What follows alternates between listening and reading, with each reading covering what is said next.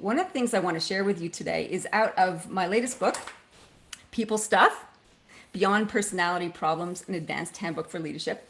And it's about this idea that's really critical to your development as an effective leader. And it's this: perspective is power.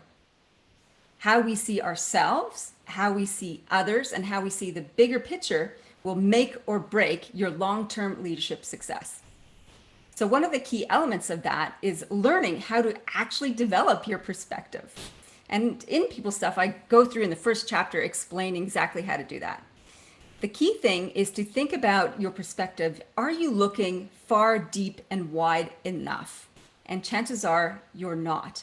Typically, when leaders do strategy, say, for example, they consider a 1 to 3 year time frame. Even the 5-year strategic plan feels nowadays like a long way into the future. And yet, if we are to be successful as leaders, we need to expand our horizons. And the first element of developing perspective is to consider multiple generations behind us and multiple generations in front of us. We want to be thinking about the ripple effect of what's come before and what will come after our decision making. Now, sometimes that's really hard to stretch our brain material in those directions. And yet what it does, it brings a sense of responsibility and a sense of dedication to our work as leaders. So our work becomes less transactional and more transformational.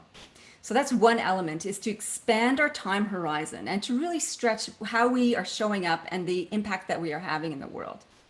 Now, we also want to go deep in our perspective, which means that we need to get beyond the surface level issues that we're seeing, whether it's a people dynamic thing or a strategy thing.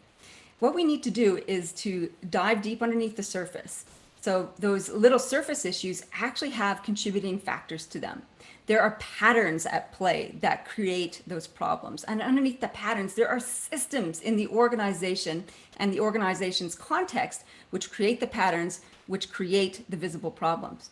And underneath all of that, we have the values, the meta language that are at play in the organization, the humans that come together in order to achieve their outcomes. So if we are going to affect long-term change, we actually need to look through all those deep layers. And when we start to be able to see those kind of layered causal factors in expressed challenges in the workplace, now we have an opportunity to make changes at a deeper level that will have a long-term positive effect, instead of just a little Band-Aid solution.